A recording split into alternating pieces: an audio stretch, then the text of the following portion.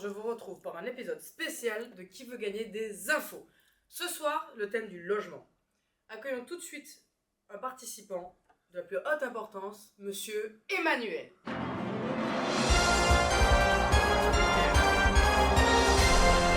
allez bien ce soir ?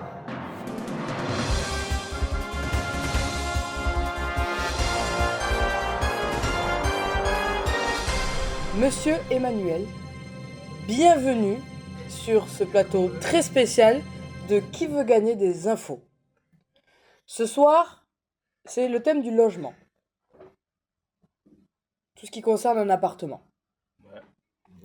Nous allons voir ensemble toutes les informations qui pourraient vous servir peut-être dans votre vie future afin de trouver un logement. Possible. Ok. Connaissez-vous les règles du jeu ? D'accord. Je m'en vais de ce pas vous les expliquer. Vous aurez 15 questions auxquelles il faut répondre. Je vais vous lire la question, les propositions A, B, C, D. Vous me dites quelle réponse vous paraît être la bonne. Et ensuite, on découvre si c'est la bonne réponse ou pas. Vous avez 3 jokers pour vous aider. Vous avez l'avis du public, le 50-50, qui retire 2 mauvaises réponses, ou alors l'appel à un ami. Ces 3 jokers peuvent vous servir tout au long des 15 questions. Une fois utilisé, par contre, vous ne pourrez plus l'utiliser une deuxième fois. Est-ce que c'est clair pour vous, Monsieur Emmanuel ? Est-ce que vous êtes prêt ? Ouais, je pense. Vous pensez ? Ouais. Allez, dans ce cas, attaquons tout de suite ce jeu de Qui veut gagner des infos avec la première question. Nous possédons un logement et que doit-on faire si on ne peut plus payer notre loyer ? Est-ce qu'on doit prévenir le propriétaire ? Est-ce qu'on doit, réponse B, ne rien dire à personne? Est-ce qu'on doit changer les serrures du logement? Ou bien est-ce qu'on doit s'enfuir? Selon vous, Emmanuel, que doit-on faire quand on ne peut plus payer son loyer?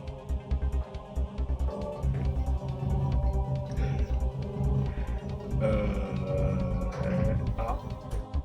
A. Prévenir le propriétaire? Ouais.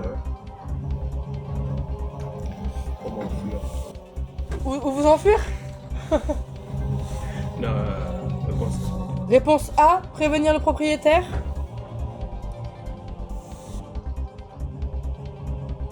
Et c'est bien évidemment la bonne réponse. On s'en va pas sans rien dire, on s'enfuit pas en courant et on ne change pas les serrures non plus. Voilà, on prévient le propriétaire, on fait appel peut-être à la CAF pour pouvoir nous aider. Au cas où on ne puisse pas payer la totalité du loyer ou quand on est dans la capacité de payer le loyer. Question suivante. Donc, peut-on héberger un ami chez soi ? Non, seulement la famille. Oui, mais que le week-end. Non, jamais, on peut jamais faire venir personne chez soi. Ou oui, temporairement, si on prévient quand même le propriétaire si c'est sur longue durée. Selon vous, peut-on héberger un ami chez soi ?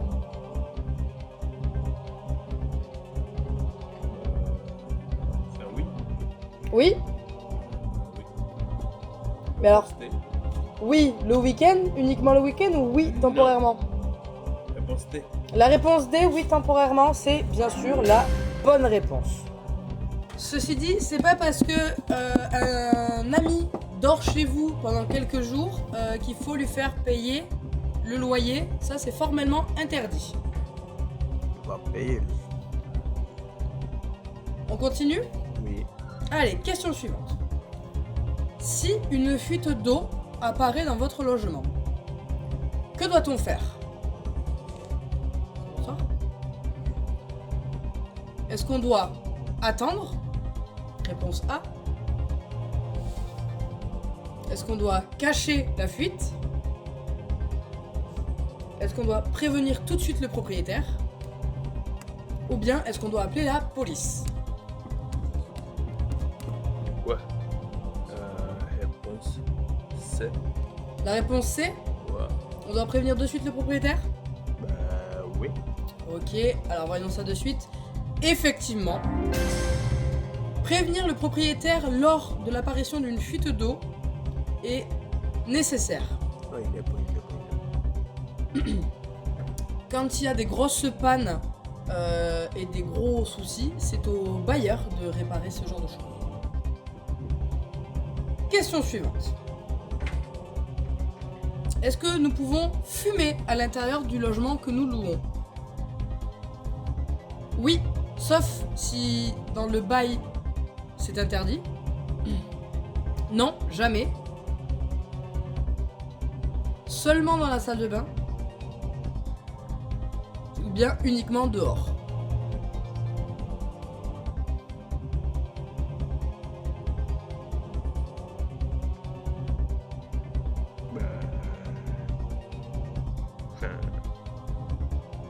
Réponse A. Faut que tu parles un tout petit peu plus fort. Oh là là. Un tout petit peu. Réponse A. La réponse A, oui, sauf si le bail l'interdit. Eh bien, c'est la bonne réponse.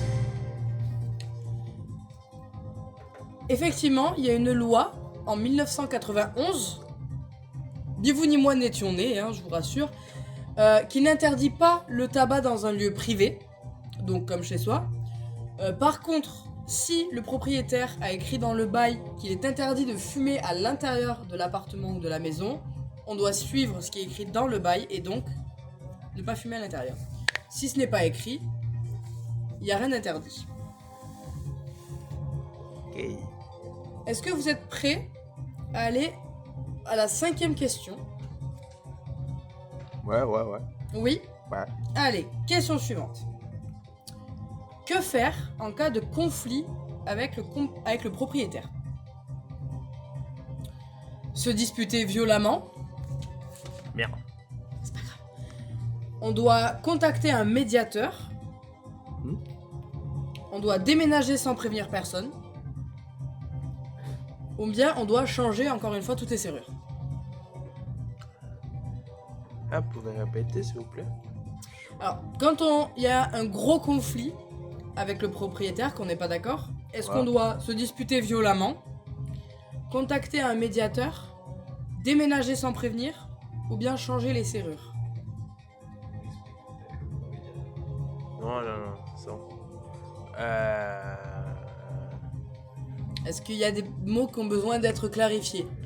Non, ça Avoir va. une petite explication. Non, ça va. D'accord. Ok.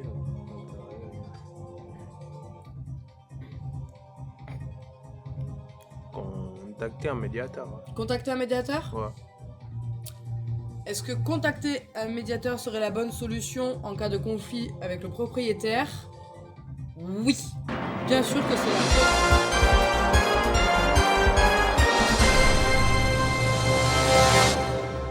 Ce petit jingle nous indique que vous avez répondu avec succès aux 5 premières questions. Ouais. Vous sentez-vous capable d'aller plus loin avec la 6e question? Oui? Ouais. Eh bien, continuons. 6e question. Un peu plus de stress.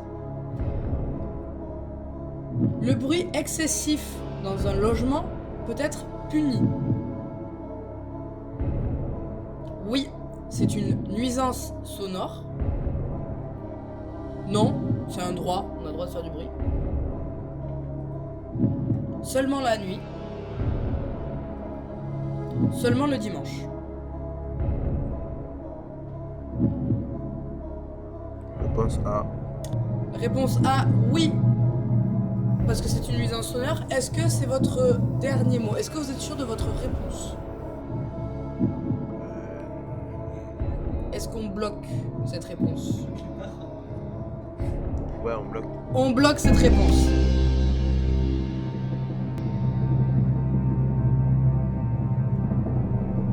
Eh bien, vous aviez vu juste, c'est effectivement la réponse A.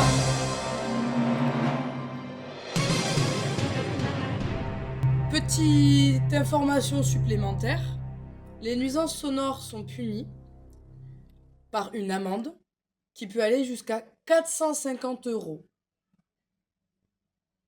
jour comme nuit. Et si ça dégénère, effectivement, des fois il peut y avoir la police même qui vient. Ça fait très cher, une amende, juste pour mettre la musique un peu fort. Donc des fois, il vaut mieux éviter de faire trop de bruit. Cas exceptionnel, par exemple, d'un anniversaire où on reçoit des amis à la maison, c'est toujours mieux de prévenir les... C'est insupportable. C'est toujours mieux de prévenir les voisins. Voilà, ça aide un peu à éviter les soucis et donc de prendre une amende de 450 €. Ouais. Réponse 6, parfaitement bien répondue. Non, pas du tout. Question 6, parfaitement répondue. Bravo, bravo Emmanuel. Bravo. Est-ce que, monsieur Emmanuel, vous Ouais. vous sentez capable Ouais. de passer à la question 7 ? Ouais. Allez, question 7. Ouais. Qui doit changer une ampoule grillée ? Moi. Réponse A, le propriétaire. Ouais. Réponse B, l'agence. Moi. Réponse C, le locataire. Moi. Ou réponse D, le voisin. Wesh.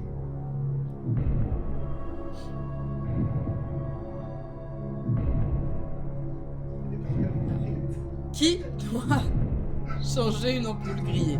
Enfin. C'est moi. Y a pas moi là.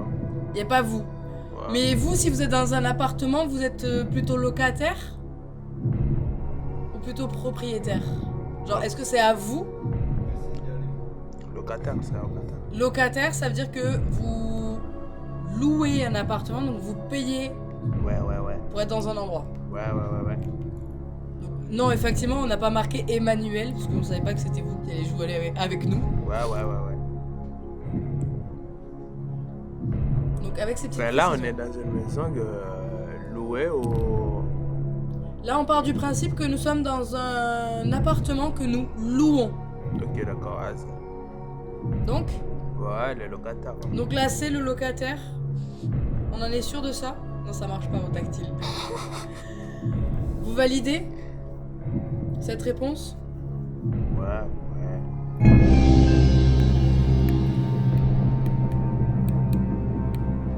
Tout à l'heure, nous avons vu que pour une fuite d'eau, c'est au propriétaire de s'en occuper. C'est parce que ce sont des gros travaux. Concernant les petits travaux, comme par exemple le changement d'ampoule, c'est bien évidemment au locataire de s'en occuper. Bonne réponse, Emmanuel.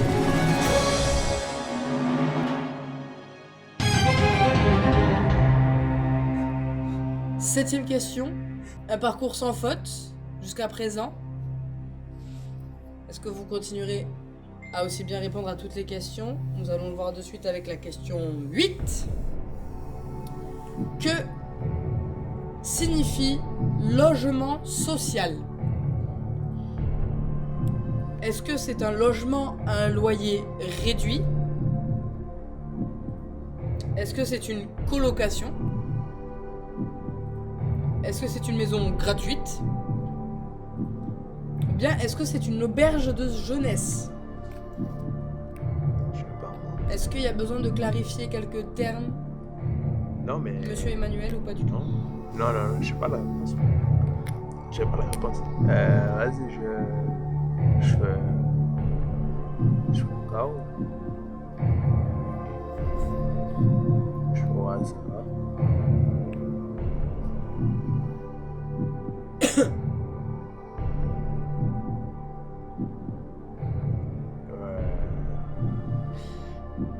Une colocation. Est-ce que vous savez ce qu'est une colocation ? Ouais, mais là je fais au hasard. Vous faites au hasard ? Je réponds au hasard. Alors, ou vous pouvez répondre au hasard, mais vous prenez le risque de ne pas aller plus loin, monsieur Emmanuel. Ou alors, je rappelle que vous avez 3 jokers qui peuvent vous aider. Mais du coup, c'est. Enfin. gratuit, ouais. Ouais. Eh bien.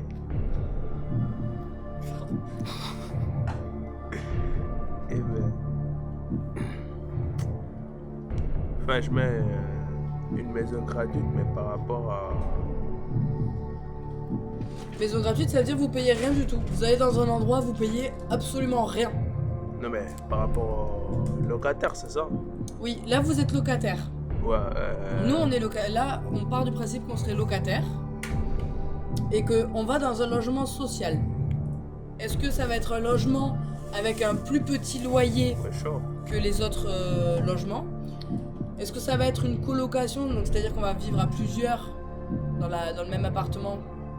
Est-ce que c'est une maison où on va arriver, on nous donne les clés, on dit c'est bon, tout est gratuit, vous avez rien du tout à payer? Ou est-ce que c'est une auberge de jeunesse? Auberge de jeunesse, c'est des grands endroits où ça fait dortoir, c'est-à-dire qu'il y a entre 8 et 12 couchages dans la même chambre. Moi je pense que tu peux utiliser un joker, t'es large hein. Ok, ouais, j'utilise un Tu joker. peux utiliser lequel? Le 50-50. Le 50-50? Ordinateur, enlevez-moi 2 mauvaises réponses s'il vous plaît. ChatGPT. Wesh. Donc là maintenant, tu vois, en fait ils ont enlevé les 2 réponses que tu disais. Ouais. Ok, vas-y. Je mets un logement à loyer réduit. Un logement à loyer réduit, réponse A. Ouais. T'es sûr? On Non. valide? Non, mais ouais. Oh, alors, non, on n'est pas sûr, mais on valide, ok?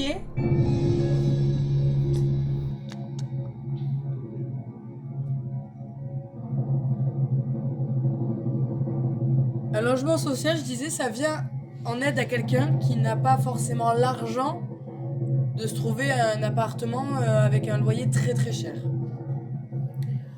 Donc, il y a des logements sociaux qui s'appellent les HLM, où le loyer, il est plafonné et donc réduit. Donc, c'est la bonne réponse, la réponse A. Le logement social est un logement à loyer réduit. Donc, moins cher, beaucoup moins cher. Excusez-nous, la régie pète un câble. Oh, la chance, bro. Et en fait, donc, les HLM, c'est géré par des organismes. Ouais. Et ça date des années 2000, en fait, où il y a une loi qui dit que parce que tout le monde n'a pas les mêmes moyens, il doit exister des appartements et des logements à loyer plafonné, donc qui n'augmenteront jamais, qui seront jamais plus chers. Ok, d'accord.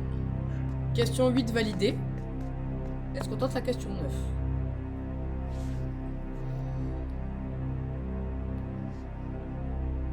Est-ce qu'on tente? Est-ce que tu te sens prêt à faire les autres questions? Ouais. Ouais, allez, question 9. Peut-on fournir une attestation d'hébergement pour louer? Est-ce que tu sais ce que c'est une attestation d'hébergement? Ouais. Alors, est-ce qu'on peut en donner une quand on veut louer un appartement? Réponse A, oui, si on n'a pas encore de logement. Non, jamais, ça sert à rien. Oui, mais ça marche que quand c'est des familles. Non, sauf quand on est issu de l'immigration et donc on est étranger dans un pays.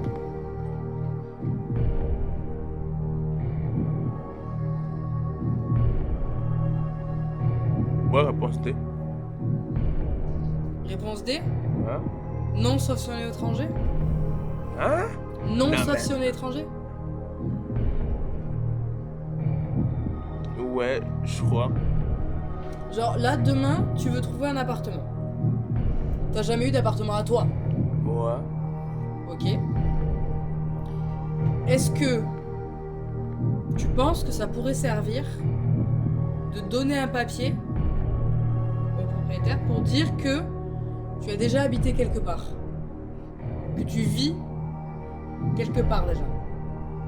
En fait, l'attestation de logement, c'est quelqu'un qui va dire que tu habites chez lui. Pour l'instant. Et que tu recherches un appartement. Mais réponse A, j'ai quoi? Réponse A, Ouais. oui, si on n'en a pas encore de logement qui est à nous. Ouais. On valide cette réponse? Ouais. Ok. Donc, alors, j'ai un peu plus de précision là sur qu'est-ce qu'une attestation de logement. Donc, une attestation de logement peut servir de justificatif de domicile temporaire. Elle est signée par l'hébergeur, donc là où tu habites déjà, celui qui t'héberge, et effectivement peut être utile si on n'a pas encore de logement à nous. C'est la bonne réponse, la réponse A.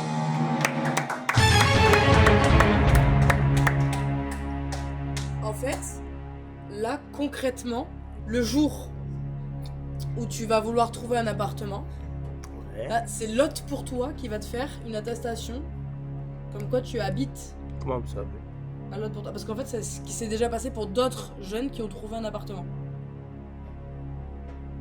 Donc, tu n'as pas habité nulle part, mais tu n'as pas habité dans un appartement où il y avait déjà ton nom Mais. dessus.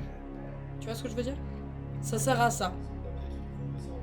En fait, ça prouve que tu as habité quelque part, donc tu as bien une maison, mais qui n'est pas louée à ton nom.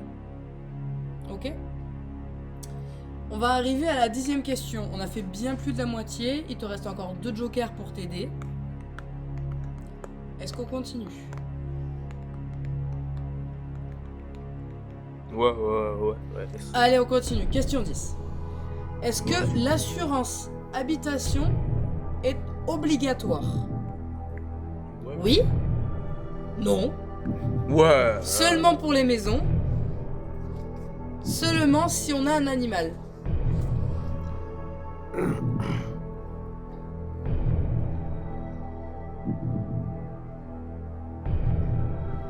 Oui. Réponse A. Oui, réponse A? Ouais. Là, t'es assez sûr de toi. On valide? Ouais. Allez, on valide.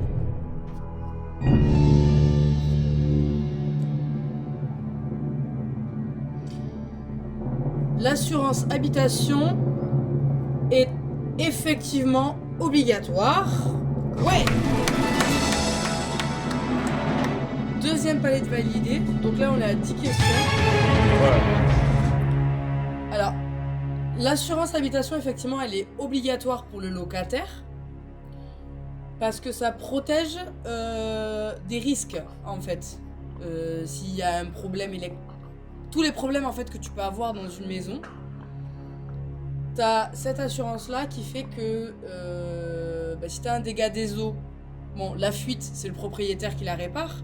Mais si, par exemple, l'eau a bousillé tous tes ordinateurs, tout le parquet, en fait, c'est ton assurance qui va t'aider à payer les réparations. Let's go, ça veut dire on continue? Ouais. Allez, question 11, on continue. Que signifie APL? Est-ce que c'est association pour le loyer? Est-ce que c'est l'agence des propriétaires? Moi, je sais pas. Est-ce que c'est l'allocation pour les loisirs? Ou est-ce que c'est aide personnalisée au logement? C'est réponse D. La réponse D? Ouais. Sans hésitation, là, encore une fois. On valide? Ouais. Allez, on valide.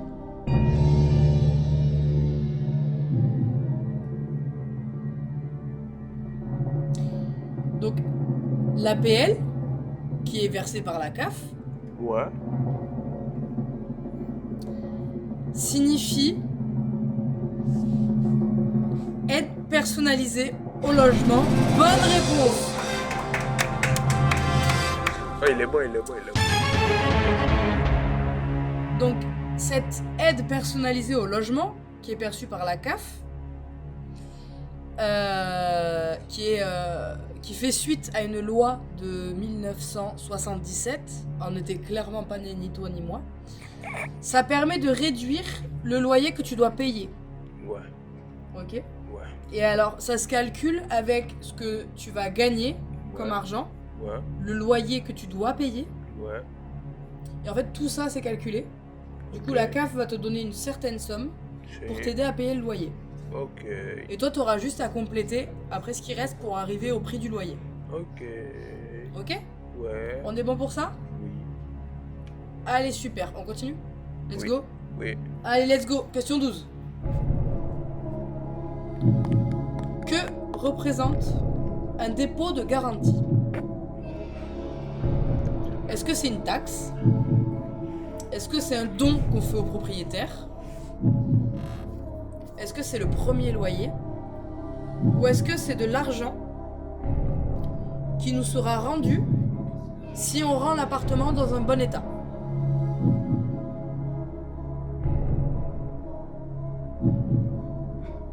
Ouais, réponse D. Réponse D? Ouais. Sans hésitation non plus? On valide? Allez, on valide.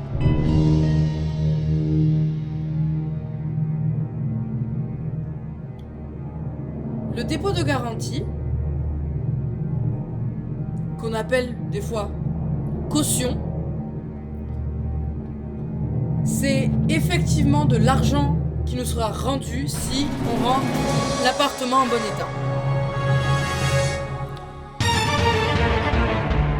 C'est un parcours sans faute. En général, le dépôt de garantie ou la caution est équivalent au même prix que le loyer en fait. Et donc, tu as plusieurs solutions pour faire un dépôt de garantie. C'est que tu peux faire un chèque qui après sera déchiré au moment où tu rends les clés si l'appart est dans un bon état. Ou alors si tu as fait un virement, on te refait la même somme dans l'autre sens pour dire bon c'est bon, l'appart est dans un bon état, il a rien cassé, on lui rend tout l'argent. Du dépôt de garantie. Allez, question 13.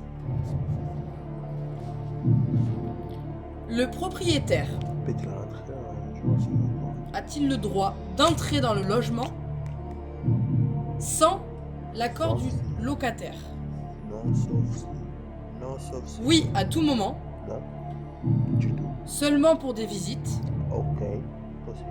Oui, une fois par mois. Non, sauf en cas d'urgence ou alors avec l'accord du locataire.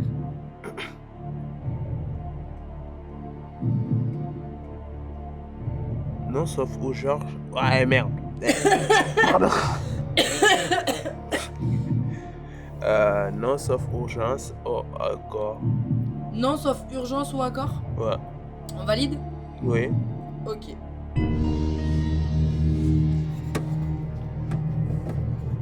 Effectivement, l'appartement n'est pas à nous parce que nous ne sommes que locataires. Il y a quand même notre intimité dans le logement. Et le propriétaire n'a pas le droit de rentrer, sauf urgence ou avec notre accord. Effectivement. Il est bon. Alors, ça sort pas de nulle part que le propriétaire il a pas le droit de rentrer. En fait, c'est un article dans le code civil qui s'appelle droit au domicile inviolable. C'est-à-dire que le locataire, même si c'est son appartement, le propriétaire, même si c'est son appartement, il n'a pas le droit de rentrer comme ça quand il veut aller chercher de la farine, du pain, ce qu'il veut. En fait, il doit prévenir à l'avance. Par exemple, s'il a une visite d'appartement, si nous on part et que quelqu'un veut prendre l'appart après nous, il faut qu'on soit d'accord pour dire voilà, oui, tel jour, vous pouvez rentrer, faire visiter l'appartement. Sauf cas d'extrême urgence aussi, comme tout à l'heure on a vu la fuite, même si on n'est pas là, il a le droit de rentrer pour la fuite. Ok? Ouais. Allez, question 14, on est bientôt à la fin là. Si on n'a pas de garant, que peut-on faire? Est-ce que tu sais ce que c'est un garant déjà? C'est quelqu'un qui, au cas où toi tu peux pas payer ton loyer, à qui tu peux faire appel, par exemple, tu vois, pour dire Ben en fait, j'ai besoin que ce mois-ci, tu payes le loyer pour moi. Ok? Donc si on n'a pas de garant, on peut utiliser le dispositif Visal. On peut mentir sur des papiers en espérant que ça marche. On peut demander à un copain de nous aider. Ou alors on dit rien, on fait rien et puis bon, on verra bien. Je peux utiliser les deux jokers en même question. Tu peux utiliser les deux jokers dans la même question, bien sûr. Sachant qu'après il reste une question encore. Ouais, réponse A. Réponse A? Ouais. Ah ouais, cash. Utiliser le dispositif Visal. On valide? Ouais. Oui. Ouais, on valide, ok.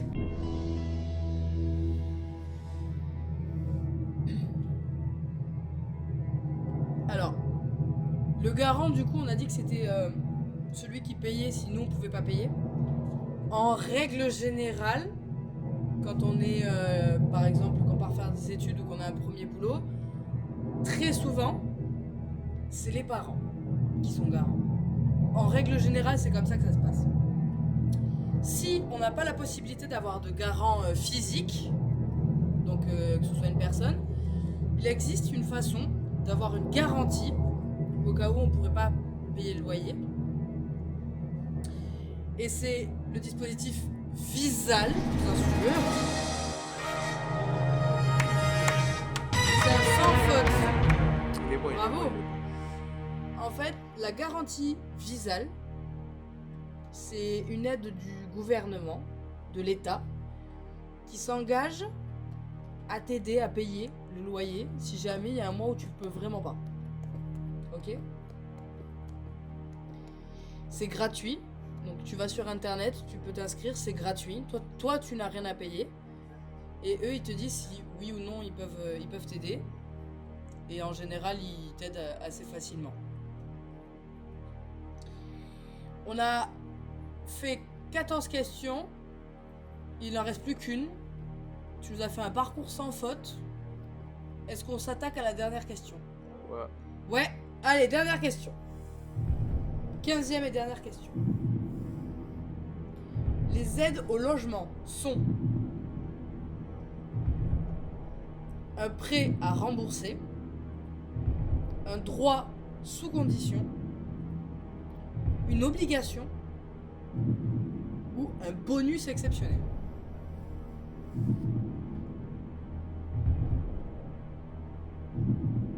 Ouais, j'utilise les deux jokers. Tu veux utiliser les deux jokers?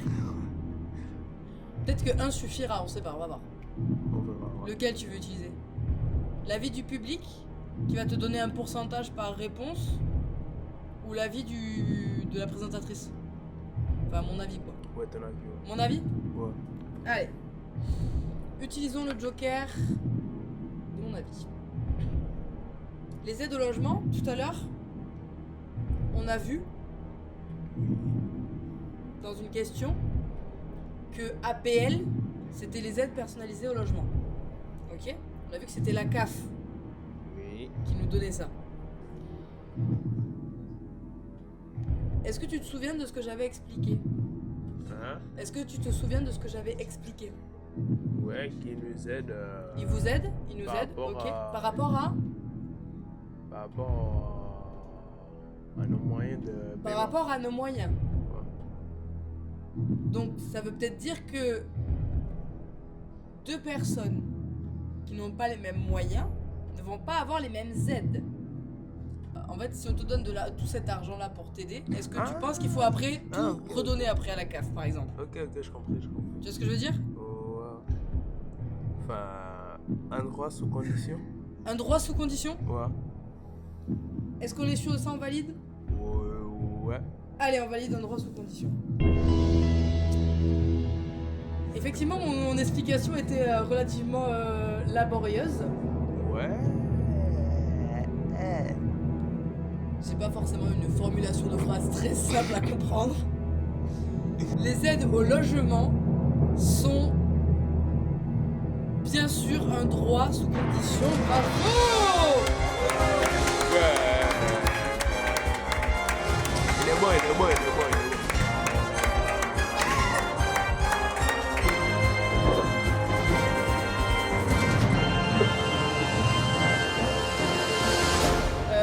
Bravo à toi en tout cas d'avoir répondu à toutes les questions. Ouais. Bon, ça a quand même un peu servi à quelque chose. Ouais. Bon, ça va là. Ouais. Bravo. Mais en tout cas, franchement, bravo. Parce que t'es allé jusqu'au bout.